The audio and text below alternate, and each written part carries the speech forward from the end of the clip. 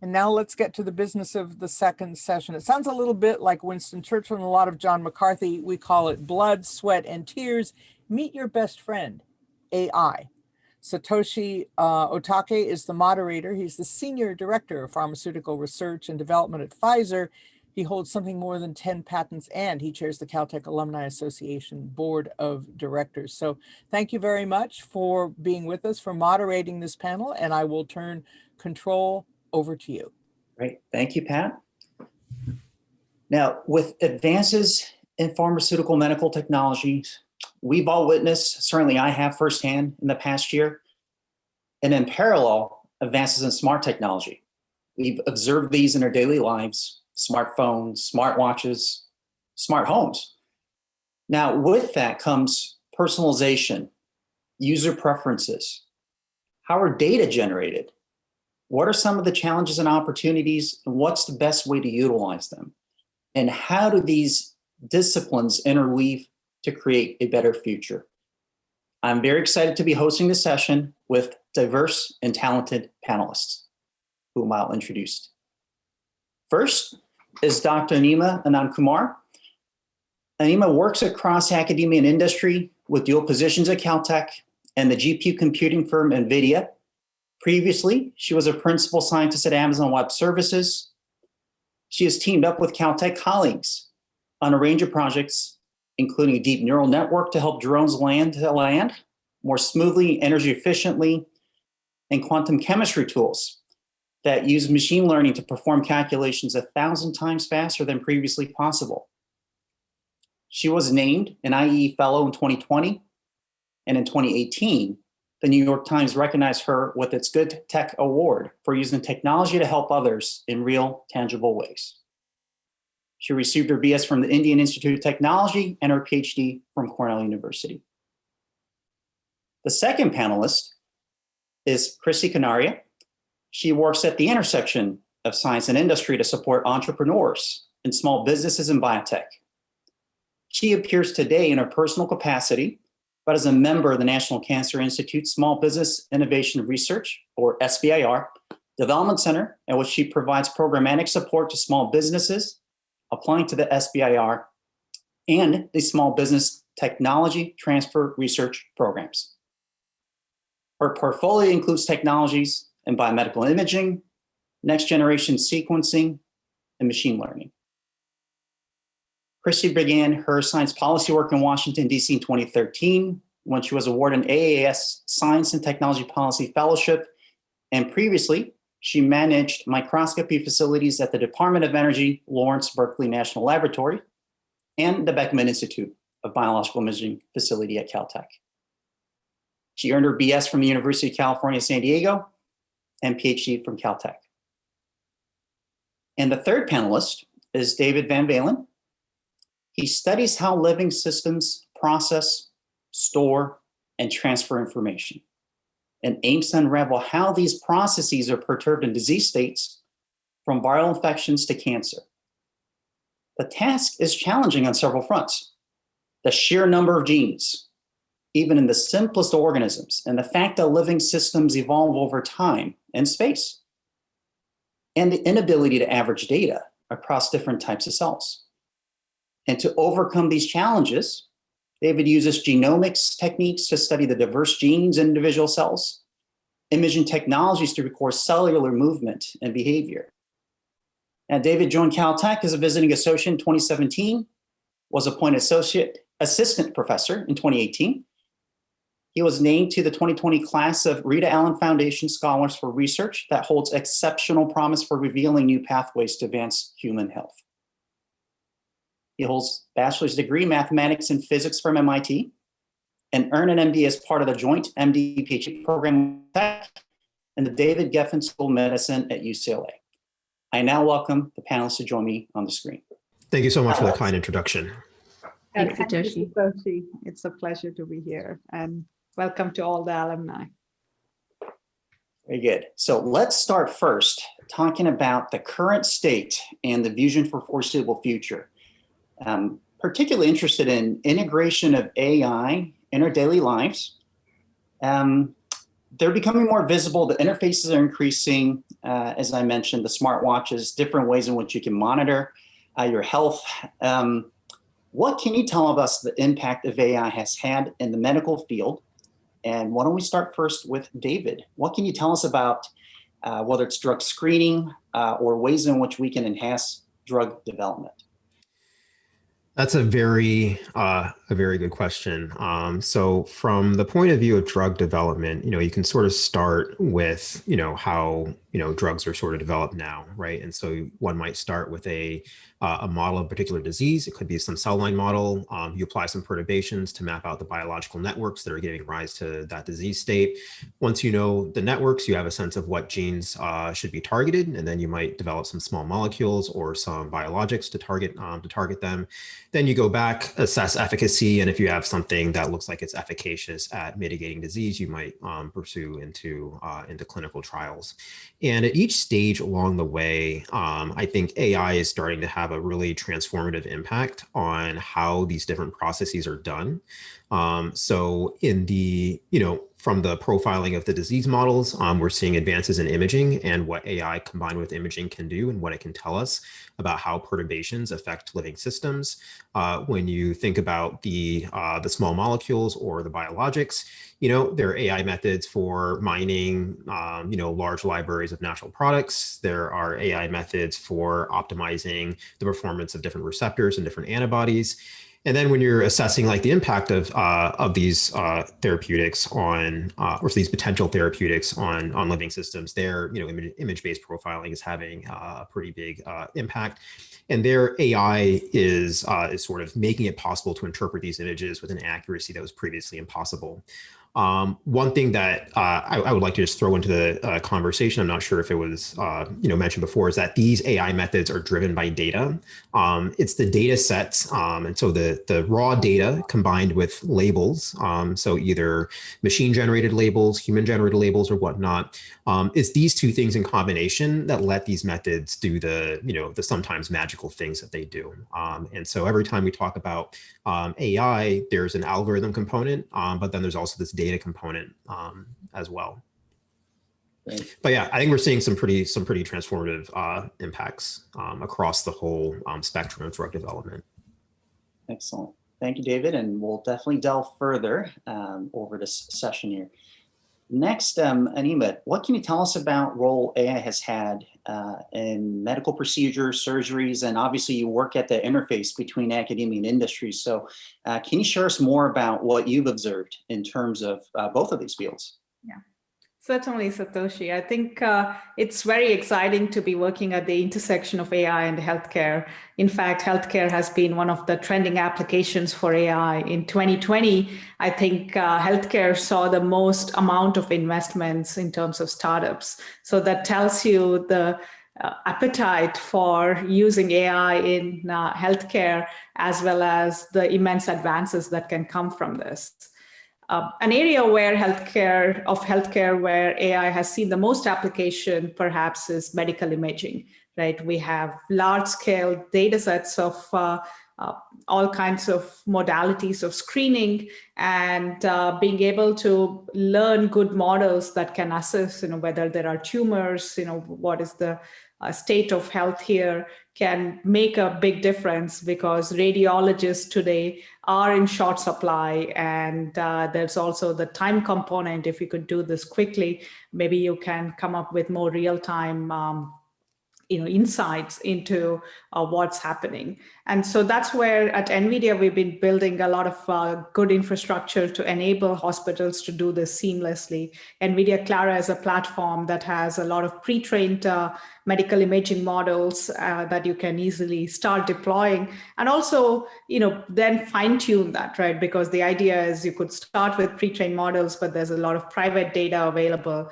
How do you then improve the models very seamlessly and easily? And as David was saying, one important component is also labeling these large-scale data sets. So AI assisting the labeling process could vastly speed up getting human-generated labels, so assisting the human in this label generation. So I think that's one piece of the puzzle, is getting good infrastructure so that healthcare workers can quickly get started with AI models and further contribute their insights to it. The other aspect looking forward is, where do we go from images to, let's say, videos, right? Like you mentioned, surgery. One of the projects I've been collaborating is with Andrew Hung at USC, who's a medical doctor who specializes in robotic surgery. So having these valuable data sets and insights of how surgical procedures are conducted today and what are the surgical outcomes after.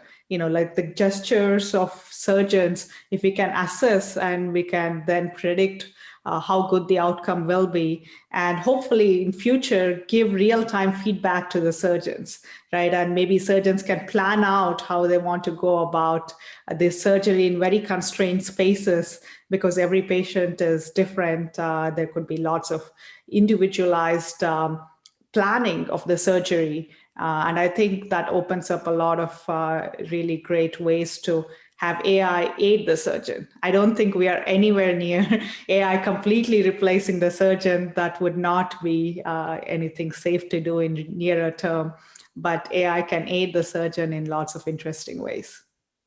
Great, thank you for sharing that, Anima. Now, Christie, I see your role as an enabler in terms of some of the exciting research that David and Anima has just mentioned. What are the trends that you're seeing in terms of AI healthcare space? Yeah, thanks, Satoshi. So I would say that in one word, one of the things we're seeing is growth. And last night I went onto the public NIH database to see what kinds of projects we were funding over the years. And there's been exponential growth in the kinds of projects that are being funded by the NIH right now. I think in 2015, a word search for AI, machine learning, and deep learning came up with 12 projects in 2015, and now we're in the thousands as of 2020. So the field absolutely has been growing. And I think that the trends that I'm seeing are the same sorts of things that Anima and David have also been mentioning. I would say that a huge part of applications for AI are in developing diagnostic imaging technologies. And as someone who, as a grad student, spent hours in the basement of the Beckman Institute at the Biological Imaging Center, I have firsthand knowledge and memories of manually segmenting images. And so seeing how far technology has come and the knowledge that researchers today have these new tools, I'm quite jealous, but also really pleased to see that the field can move that much faster with these resources for researchers. I think the other area that is really growing right now is natural language processing. With the collection of so many electronic health and medical records, we have a wealth of information there and new technologies and methods to sort of parse out and pull out key insights from clinicians' notes and from medical records is another big area that we're looking at seeing more and more of. The other areas where I see a lot of growth are sort of the ones that David was referring to, designing therapeutics. We have some really interesting technologies trying to address radiopharmaceutical treatment therapy. How do you dose patients properly or anticipate what kind of needs they're going to have? How do you predict patient response or tumor response after receiving medication or care? And how do you mine for the next wave of potential biomarkers for research tools? Those are the kinds of things we're seeing right now. And every week, I feel like I'm seeing new press releases coming out demonstrating collaborative efforts between small businesses and larger businesses and academia. So it's a really exciting time right now. Great. Thank you so much for sharing that insight, Christie. So before we go any further, maybe we could take a little bit of a pause here and ask, well, what is AI? Because I think we all have very different perspectives. Our audience may have very different understanding of it or different perceptions on it. So David, you touched upon this briefly earlier. So can you talk to us about what is AI? How does it work? And what are the building blocks? Yeah, that's another good question. So the definition of AI, also deep learning is another term used for a similar collection of tools that I like to use in my class, is a collection of methods that are able to derive insight from large scale data sets. Broadly speaking, you have two categories. So you'll have categories that learn from data without labels, and then you'll have categories that learn from data with labels. Category without labels, usually called unsupervised AI or unsupervised deep learning. The category with labels is called supervised AI or supervised deep learning. And I think those are I guess that's how I would define it and how I would categorize it. I'd say like there are nuances as far as like the mathematical details of what these models actually look like.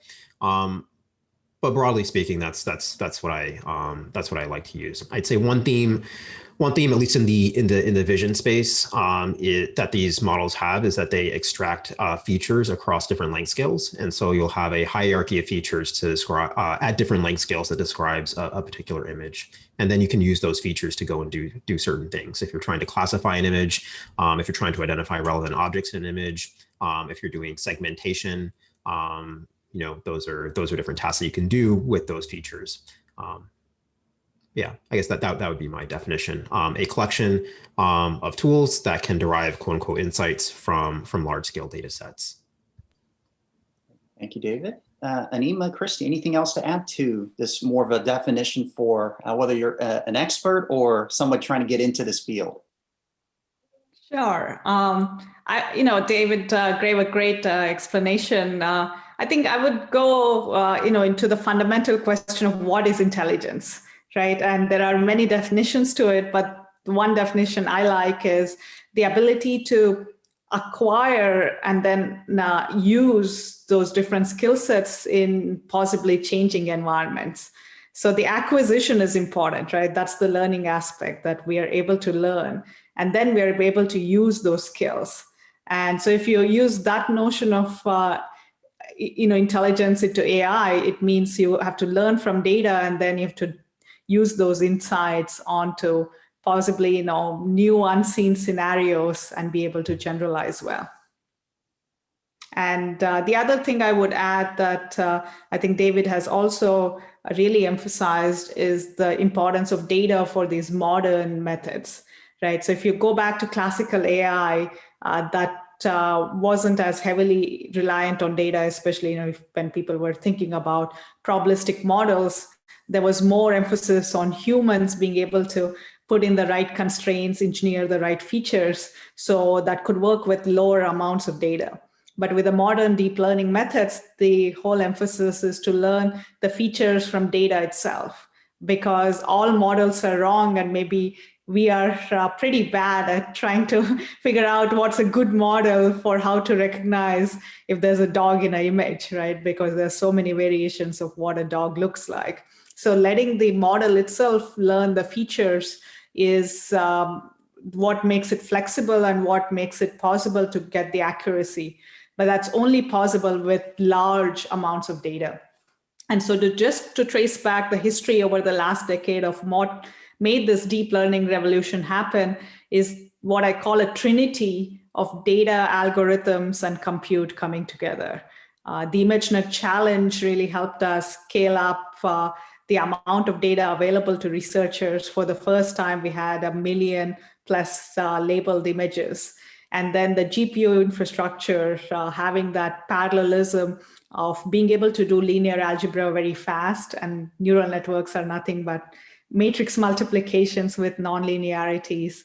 That combination is what created this revolution. So it's data, neural networks, and compute is the trinity of deep learning we see today. I might just add, not so much what is AI, but when I look at what a lot of innovators in the space are doing, they talk about how they are approaching AI. And it's something Anima pointed to, which is with specialized data sets. And so when I see an application or a small company working in AI, I always sort of do a little bit of digging and look to see what they're working on. And frequently they aren't developing new methods, which I know folks at Caltech and elsewhere are working on, but many times they're bringing new data sets into systems and trying to apply these tools for specialized biomedical questions. It's just an interesting way to think about what does AI mean to different populations.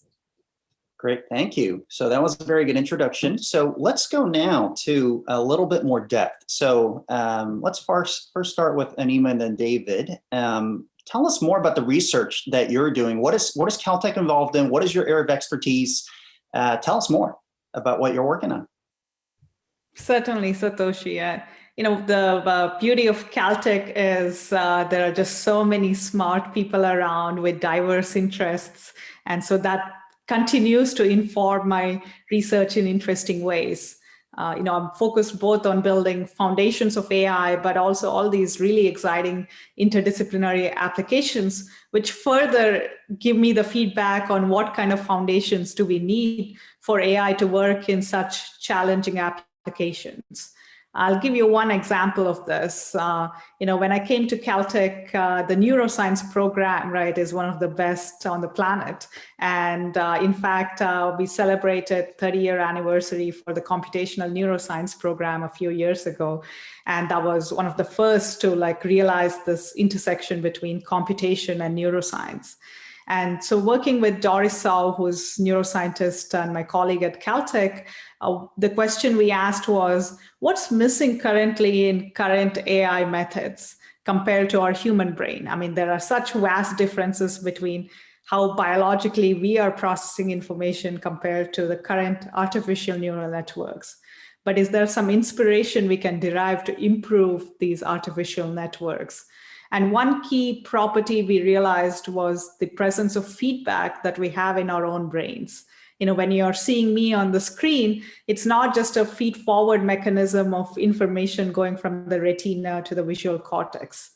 On top of it, you also have the feedback from IT cortex that's finally coming up with a perception of what you're seeing on the screen, right? And so what we have is this internal model that can fill in the gaps, that can help us dream, that can help us create, that can help us hallucinate. So that property is currently missing in the current artificial neural networks because they just go through layers of processing.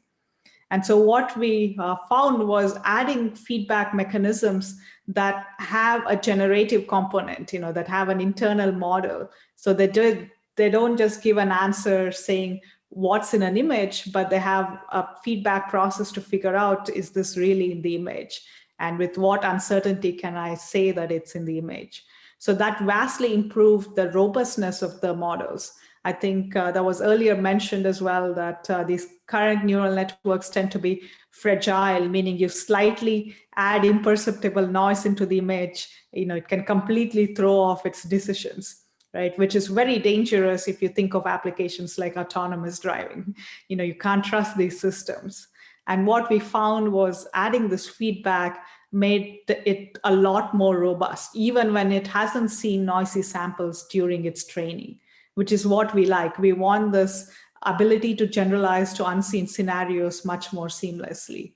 And I think that's an example of the kind of foundations we are building, getting inspiration from neuroscience, looking at applications across campus to see, what makes it hard for AI to be applied in these applications?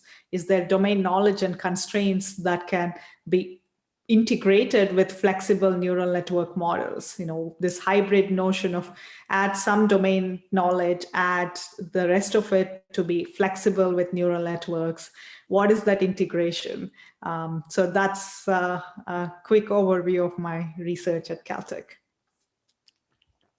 Great. Thank you, Anima. David, tell us more about your breakthrough research. Yes. So I would say a large part of what we've been focusing on for the last 3 years is scalable labeling of large biological imaging data sets. So I think this is actually the real challenge that the life sciences face if they want to unlock what AI can do for this field. And so, well, specifically for imaging data, for sequence data and structural data, obviously there are other things that that can be done. And so, when you think about it, it's actually like a fairly difficult problem because images come in all different shapes, forms, and sizes with different biological systems. But broadly speaking, like the labeling task is fairly conserved across all of them. So generally speaking, what people want to be able to capture are two different types of annotations. So instance types of annotation, so capturing different instances of different objects. So for instance, you might be looking at an image of a patient's tumor, and you want to identify all the cells that are present in that tumor image. But then there's semantic labels as well, so labels that capture biological meaning. And so for that same example, you might also want to be able to say like, okay, not only do I know that that's a cell, but that's a T cell, that that's a B cell, that that's a tumor cell, that that's a endothelial cell, for instance. And so these two different types of labeling sort of informs the types of software that need to be developed to label these image collections. And then there's also just the scale. So rather than labeling a few thousands of objects, which most biological data sets contain, what we're trying to do is to have systems that can label produce accurate labels for millions of objects. And so what we've been doing is just building software tools for labeling, as Anima mentioned in the NVIDIA Clara, incorporating AI elements so that the AIs actually help people label. So rather than producing labels from scratch, you're correcting the mistakes of different AI models, and then doing this in this human loop approach where you're sort of iteratively building data sets and iteratively building models that are increasingly more accurate. And so I'd say like this is actually like fairly hard to do in practice. Like we're a small lab, we don't have the resources of giant companies powering us, but we have been like fairly successful. So we've recently published a preprint on one data set called TissueNet, where we annotated about 1.3 million cells across a variety of images of tissues. So I want to say from 9 different organs, pancreas, immune tissues, lung, colon, different disease states, cancerous, not cancerous, inflamed, not inflamed, and then also across different imaging platforms that people use. So both imaging with light and then also imaging with mass cytometry. And from this large image collection, we've been able to train AI models that can, perform cell segmentation effectively with human level accuracy. So that's judged by comparing inter-annotator agreement. So how much will 2 humans disagree, and then comparing that with human model disagreement. How much will a human and a model disagree? And those two are actually indistinguishable for the models that we've been able to generate. And then we've also asked, a panel of board certified pathologists, in a blinded fashion, here's what humans would produce, here's what this AI produces, which do you prefer? And we've been able to show that they don't really display a preference, which is nice. So these sort of models are, they have clinical applications. They have applications for, assisting like various elements of drug discovery. They're going to be essential for projects that seek to, map out all the different cell types and their spatial locations across the human body.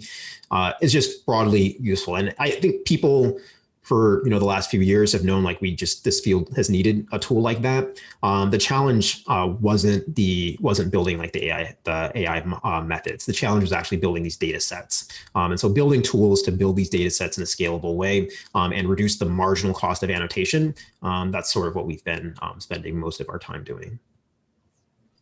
Great, thank you for the explanation there, David.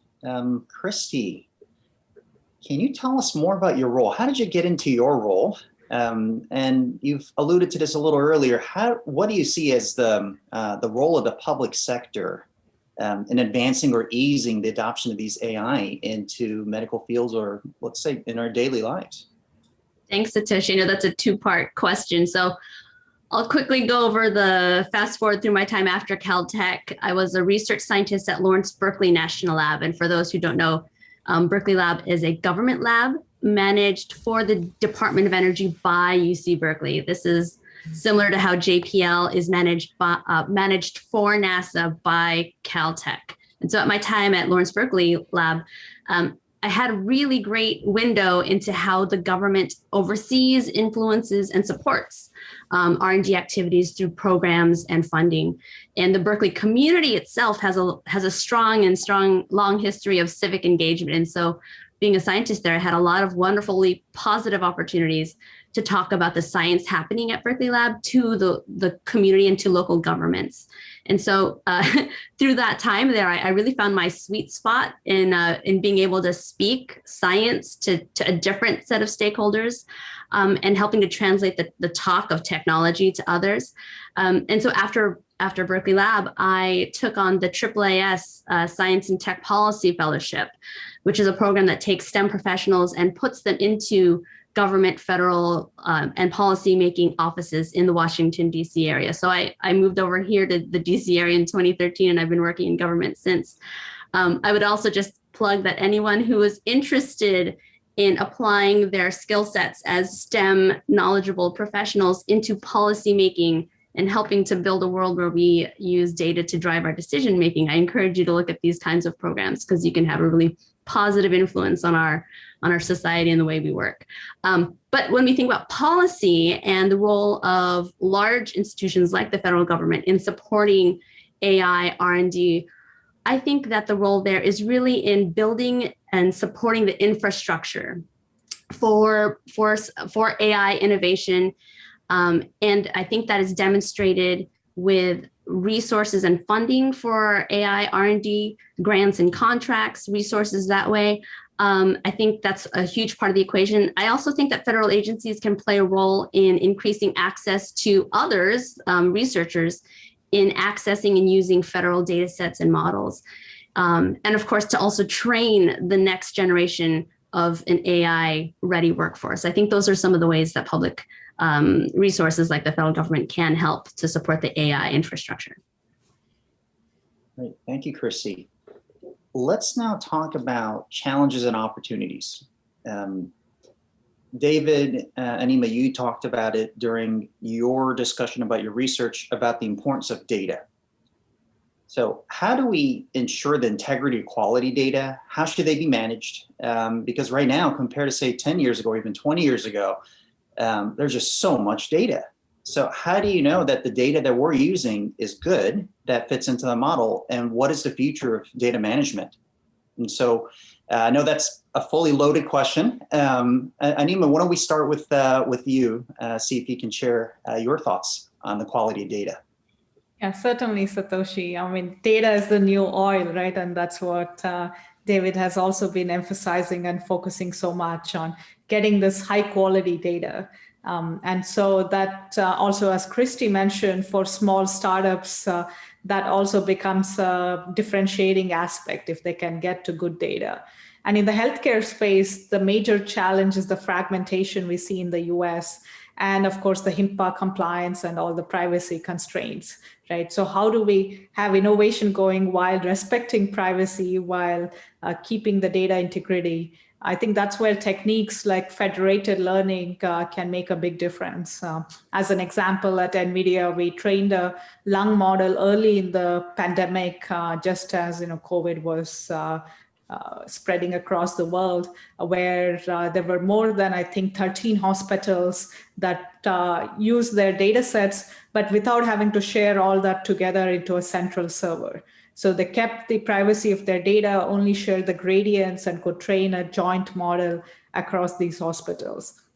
And so formalizing techniques like this and asking, how much is privacy compromised when you're sharing gradients and not all of the data, right? Can you invert it to the individual data points? And even there, is it the privacy of the individual specific aspects, demographic aspects may be sensitive, like which features to protect and which are okay for not to protect, right? That's the other aspect we want to look into.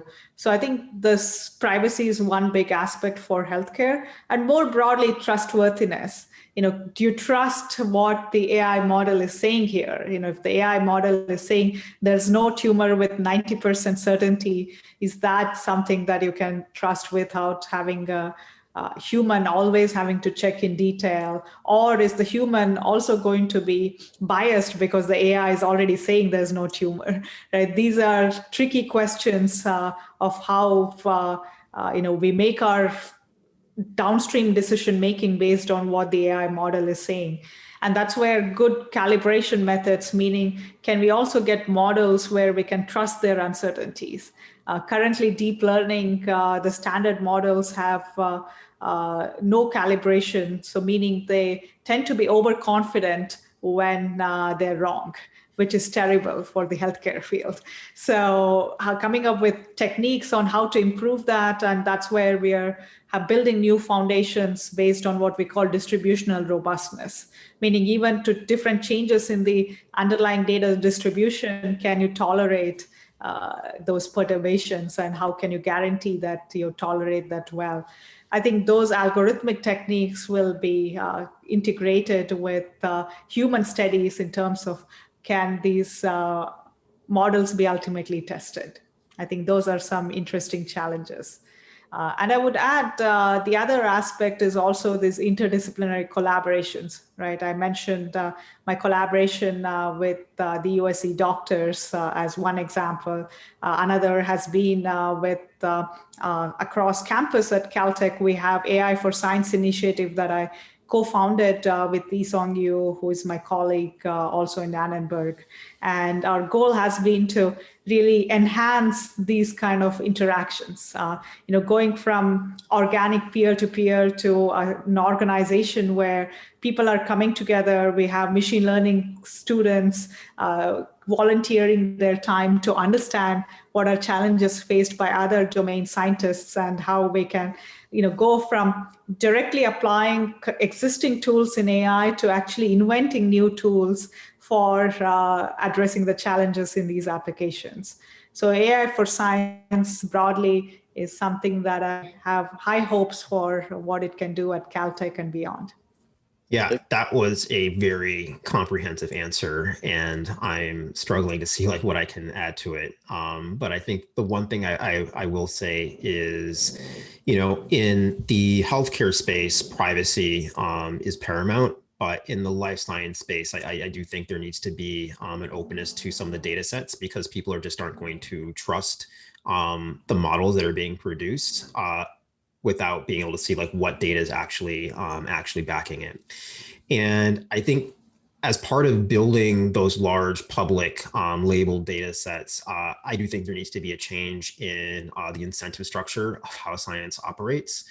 Because right now, if you're a life scientist operating, you're not really incentivized to share that data.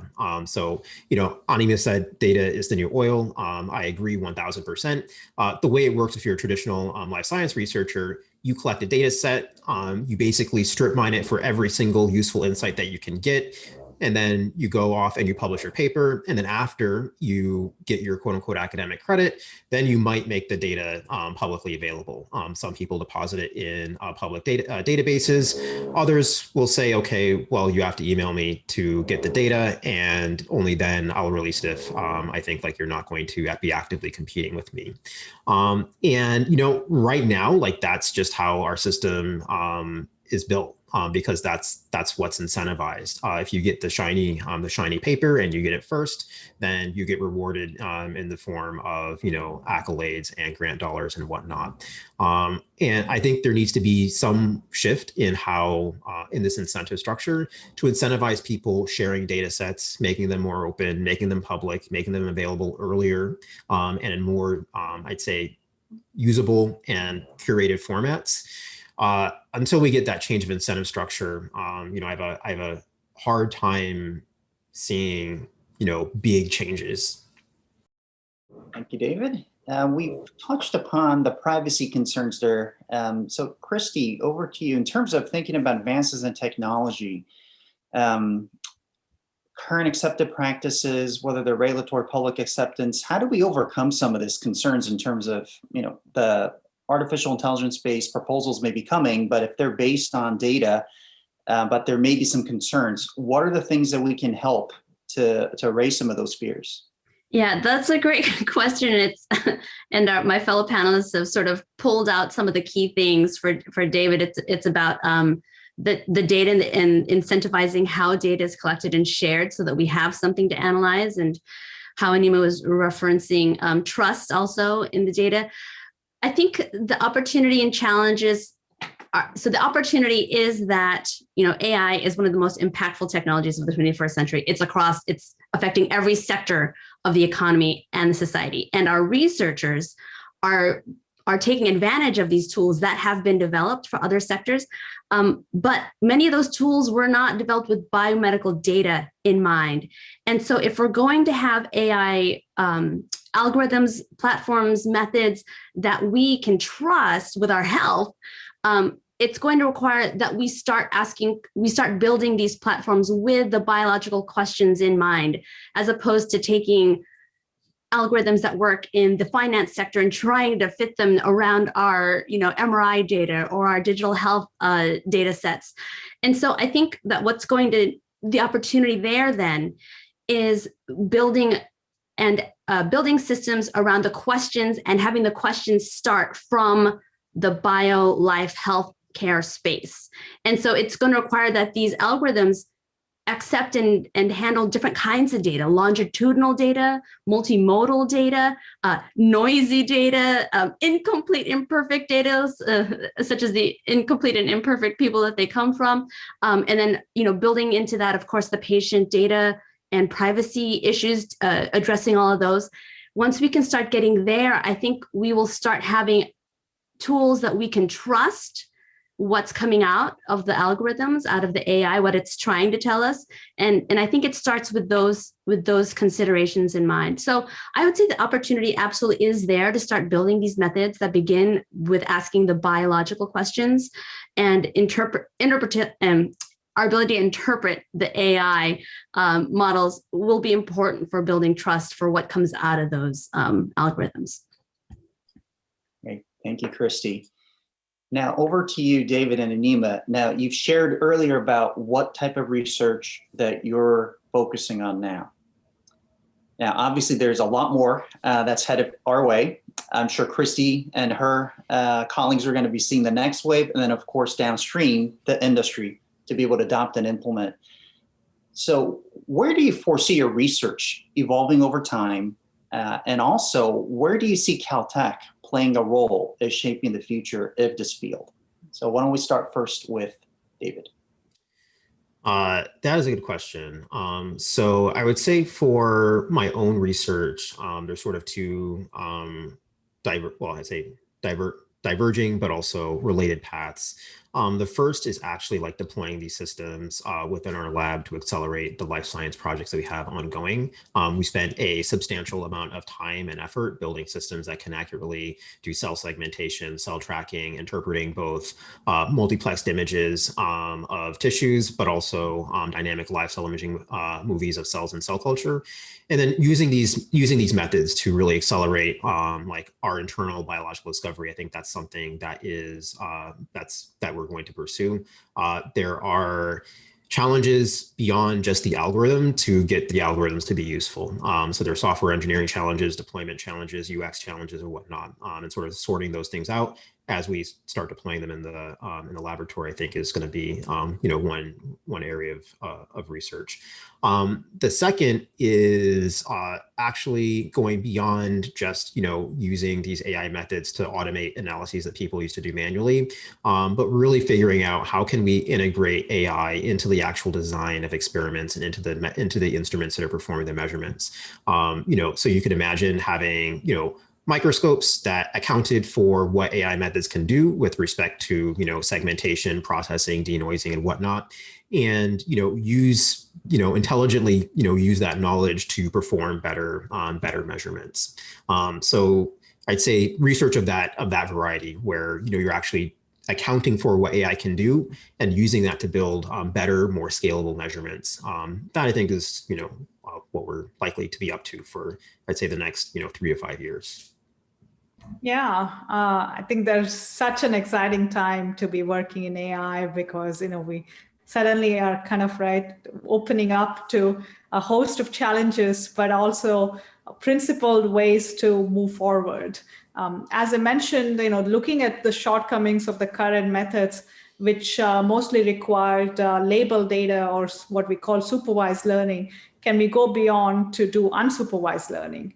And in fact, this is also biologically inspired because infants only do unsupervised learning, right? In the first years of their lives, they're just observing the world around them, and language only comes later. So they're only getting supervision later. But that's not how we are training most of our AI models. So is it possible to look at patterns in data, structure in data itself, and glean insights? And this, in fact, was my research even before deep learning came along, right? And the principle I had, I introduced was using tensors. So how you can use higher order statistics in data, higher order relationships to glean more insights and do that in a scalable way. And now we are seeing the renaissance of tensors even further into deep learning. As I mentioned earlier, these neural network layers tend to be matrix multiplications, but there's no reason to use them as matrices except that we had all the great linear algebra tools, right? If you use them as tensor operations with higher order interactions, you can capture the data structure much better. So think about data like videos or 3D point cloud, all these multidimensional data sets, how we can use the power of tensors to design architectures that can work better on them, that can generalize better because of the inductive bias. So that's one area of going beyond supervision to look at unsupervised learning methods and also self-supervised learning methods. How can we create our own supervision? If we transform the data, can we still have invariance of what there is, for instance, in the image, right? For instance, rotating the image, we still know what is in the image. So can we teach our AI models to also have that kind of invariance? So that's, I think, really at the core of it is, can we reduce our dependence on labeled data? Another important aspect is embodied AI, right? Like bringing the mind and body together. Right now, if you look at most of robotics, there is zero intelligence. You may have seen all the Boston Dynamics Atlas robot doing very cool backflips, doing a dance, but it's all pre-programmed. And so that means there is no intelligence when it's all pre-programmed. So can we have the embodied AI be able to interact with the environment, learn new skills, adapt, and how do we build good benchmarks for that? And that's where the role of simulation is really important. So we are investigating how to build physically valid, realistic simulations, but still account for the distributional shift. You cannot overfit to simulations because ultimately it has to work in the real world. So generalizable AI that can work in a variety of domains, becomes the foundational questions there. And more broadly, what I mentioned for Caltech, the AI for Science initiative is something we're very excited about. And, this has enabled me to work on such diversity of topics, right? Everything from seismology to quantum chemistry, fluid turbulence. I just would have never dreamed of being able to impact multiple areas in this way. And that comes from having colleagues who are extremely open-minded, who want to investigate how AI can be employed and working in this close fashion. So we now have methods that can speed up Navier-Stokes equation, which is perhaps the most challenging PDE for modeling turbulent flows. We can speed it up thousands of times compared to traditional numerical methods. Same with quantum chemistry that I think, Satoshi, you mentioned in the introduction. So having the ability to impact multiple areas all at once comes by thinking of initiatives like this that impact all areas of the campus, that looks at computation at AI as the centerpiece, and how we can train our also future generation of alumni, our current students, in a way to have this common language of AI right from the beginning. So, they're always thinking in a computational way. They're always thinking how they can apply AI in lots of creative ways. Yeah. If I could just add a little bit on top of what Anima said, I think one of the things that makes Caltech like very special is the core curriculum. So the fact that you can just rely on every student here knowing calculus, knowing physics, knowing chemistry and whatnot.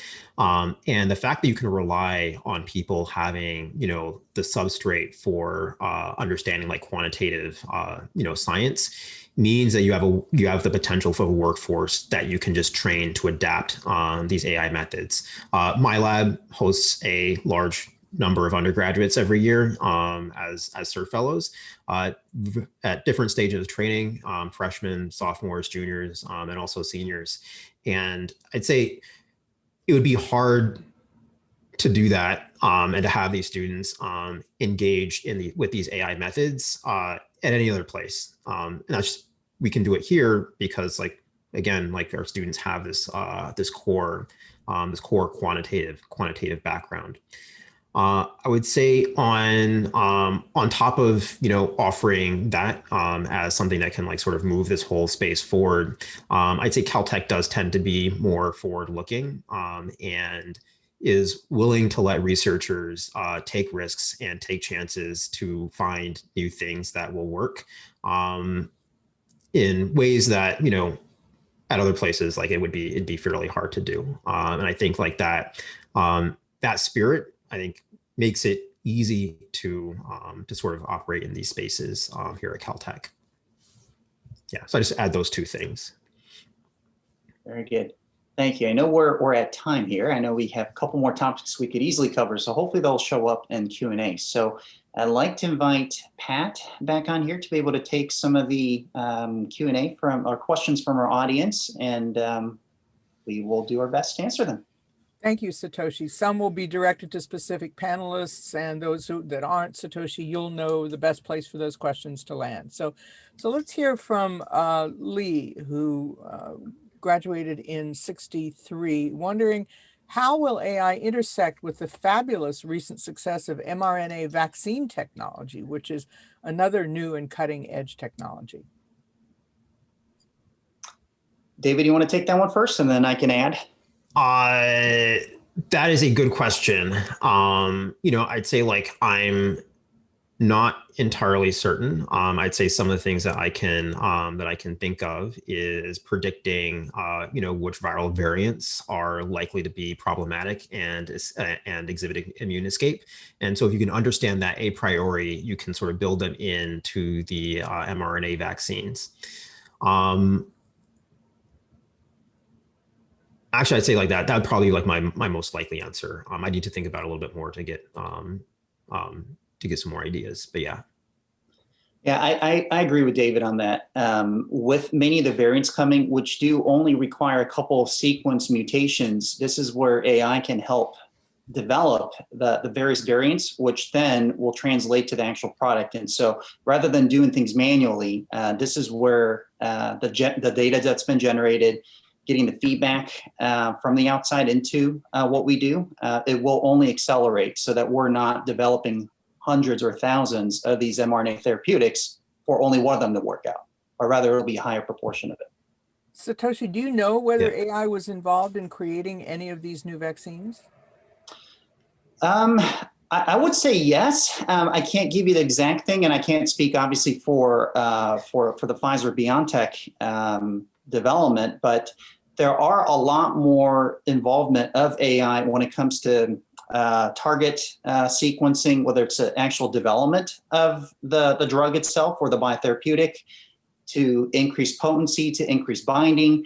But the reality is those are really very small types of studies that you do. But in the end, when it comes into the clinical trials, then it's the cascading impact, which is really difficult to predict on a very small in vitro type of study. So this is where having the deep learning, the looking at the other effects would really help make sure that the therapeutic that's being developed is intended to be the way it has in terms of efficacy. So I would say yes. And also I would say, yes, there's going to be more coming.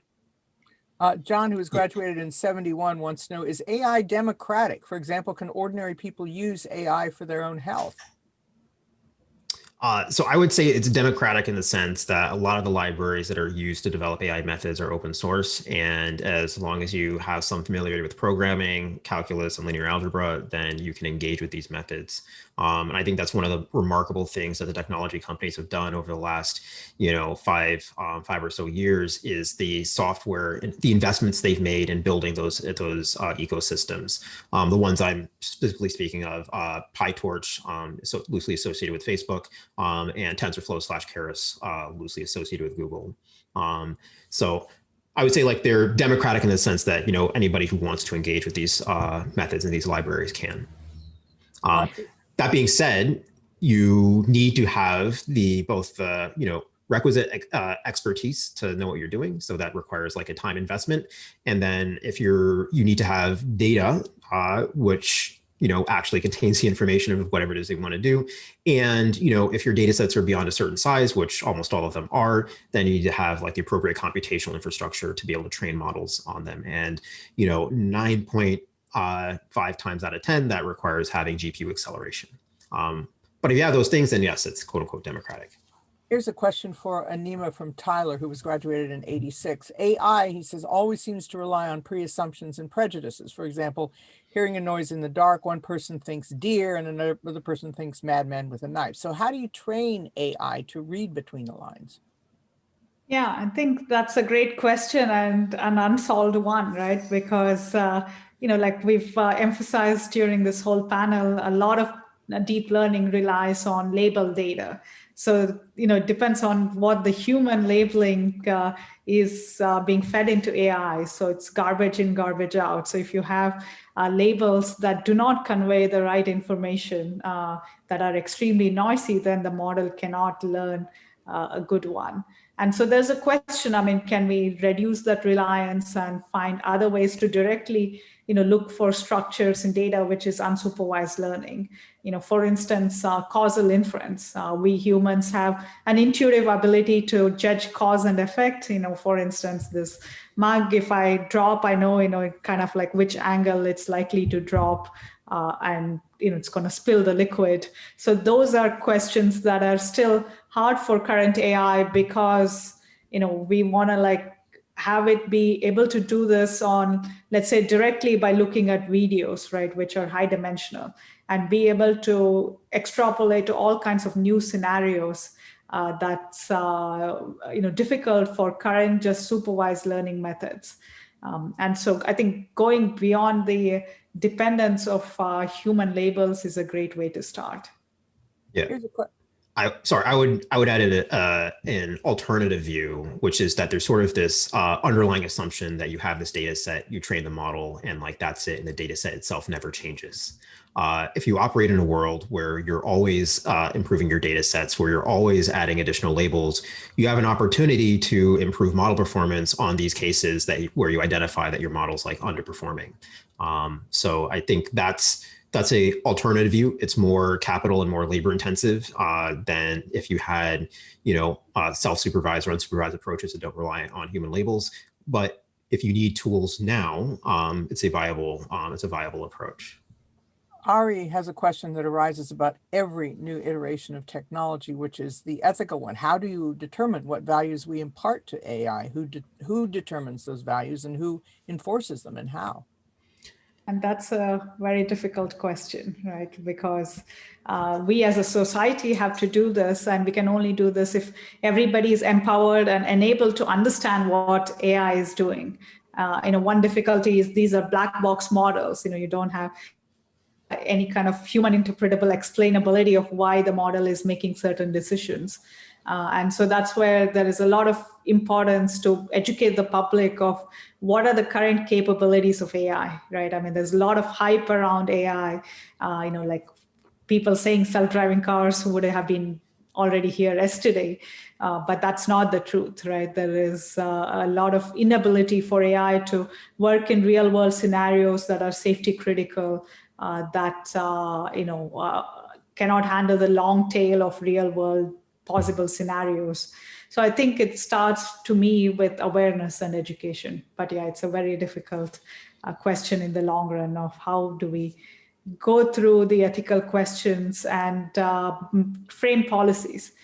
So I would say the current scenario is not what is sustainable, right? It can't be a few big tech companies dictating this. I think that certainly has to change.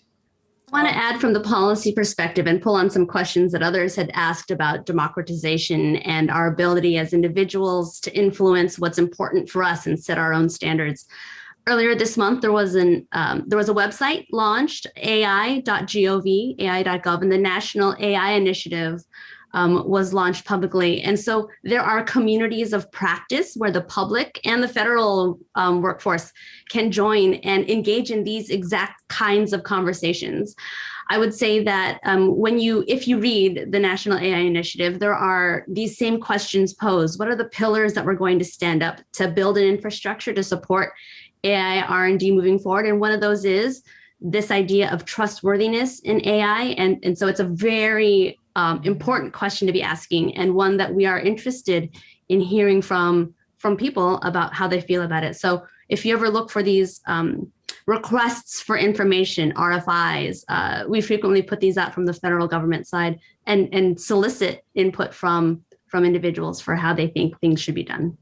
There are a lot of questions along those ethical lines, but a lot about the programming practicalities. And here's Scott, who got his PhD in '78, saying, look, a 2-year-old child can identify a car by seeing a relatively small number of examples. By contrast, deep learning requires hundreds of thousands of example images. Does this suggest that a different AI approach is needed in terms of training or directing the AI? Yes, certainly. I think, that's something I've tried to emphasize, right? Like how we can go beyond supervised learning to self-supervised and unsupervised learning. And so what Scott is referring to, it's called few-shot learning, or even zero-shot, like a child that has never seen a dolphin will still understand it's a living thing. It's able to swim in water. So that ability is something that's missing in most of the current algorithms, because it's more focused on pattern recognition as opposed to understanding the concept and reasoning over that. So if you're interested, we have a recent paper called Bongard Logo, which goes back to the Bongard challenge in the 60s that was more used for testing human cognition abilities. They're simple analogy making puzzles that humans can do very easily. They can easily tell what is the concept in these shapes, but that is still super challenging even for the most advanced deep learning methods. So having a benchmark like that and having these kind of challenges will help us evaluate what's missing and what needs to be built. And interestingly, what we found was neurosymbolic approaches. These are hybrid approaches that have a neural component, which is looking at continuous representations, and a symbolic component that looks at the program that generated these shapes. Can it infer what was the program that kind of generated the shape that we are seeing? And using that kind of symbolic grounding greatly improves few-shot learning. There's a lot of evidence in our brain that we ground symbols. That's how we remember concepts. So building that into AI can improve these few-shot learning capabilities. We have time for one more question and only one answer, and that would be, I'm sorry? I would add, what if making those 100,000 labels were cheap? Would you care? That's the only question I would ask. Sorry.